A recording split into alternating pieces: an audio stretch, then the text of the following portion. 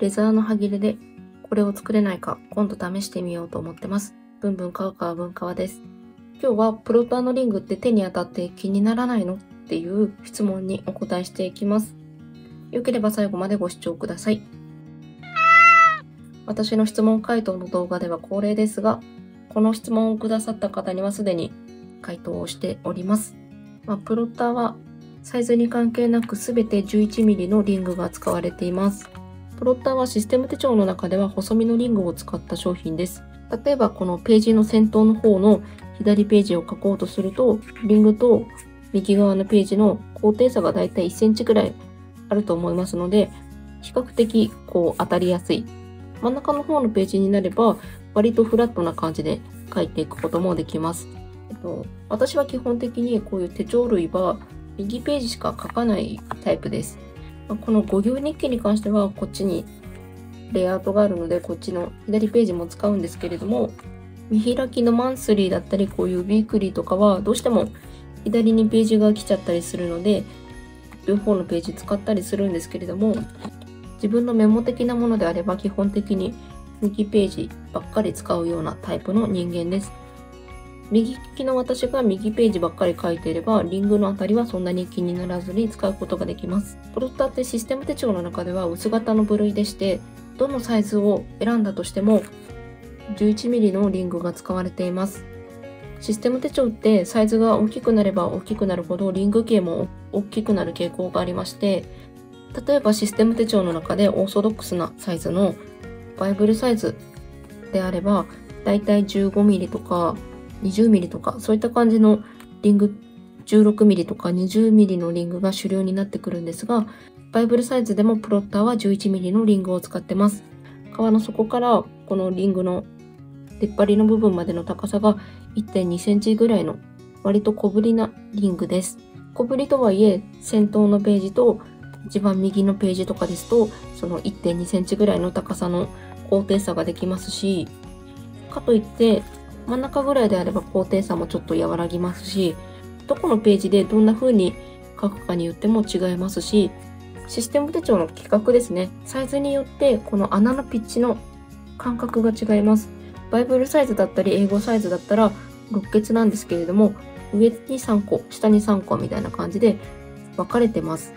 ミニ6になった場合は同じ6個のリングなんですけれども、上下じゃなくてずっと等間隔で6個のリングが並んでます。あと手帳のサイズが変わればリフィルの紙の大きさも変わります。紙の横幅のサイズ感も違いますので、例えばバイブルサイズのような紙もあれば、英語サイズのような割と余白がたっぷり取れるようなサイズもあります。M5 のようなとってもコンパクトなサイズのものもあります。どのサイズの手帳を使うかによってもまた感じ方が違うと思います。あとは手帳を使っている人の手の大きさとかにも結構影響するのかなと思います。私はもともとリングノートのリングが当たるのが嫌なタイプなんですけれども、今のところプロッターはこのリング系が細いこともあってか、そんなに気にならずに使えてます。ただ日によってめちゃくちゃ神経質な日みたいのがあると思うんですよね。なんか今日やたらとこのリングが当たるの気になるなみたいな、そういう日もたまにあります。もし私と同じようにリングノートのリング苦手なんだよなっていうタイプの方であれば、ページの半分だけ使うみたいな、そういう使い方もおすすめですし、あとはこの M5 とかミニ6とかっていうのは真ん中が空いてないんですよ。なので余計リングに当たるのが気になってくるようなタイプだと思います。こういった場合は向きを変えて横向きにしてあげれば、向きを変えて使ってあげるだけでもリングの当たりが気にならずに使えると思います。例えば M5 だったりミニ6の場合はリングのこの穴のピッチですねが全て均等に空いているので、バイブルとか英語みたいにこの真ん中の空きがないんですよ。手に当たっちゃう感じがあると思うので、6欠のシステム手帳で上下に分かれてるタイプのサイズ感ですね。プロッターで言うとナロー、バイブル、スクエア、英語サイズ、このあたりを選んであげると手に当たる感じも比較的少なくて済むのかなと思います。ナローはバイブルと同じ高さなんですけれども、横幅がミニ6と同じぐらいでちょっと狭いんですよ。セパレートにはなってるとはいえ、書いててすぐに左から右へのすぐに字がいっぱいになってしまうと思うので、こう何度も改行して書かないといけない感じがあると思います。なので若干気になっちゃうかなと思うので、できればバイブル、スクエア、英語、このあたりから選んであげるとか、ナローを使う場合はこう横向きにして使ってあげるとか、そうしてあげるのがいいのかなと思います。私はナローサイズを5行日記として使ってるんですけれども、この入れてるプロッターのリフィルが見開きで1週間なんですよ。なのでこっちのページにも書くんですけれども、毎回リングから取り出して書くのもなっていうことで諦めてそのまま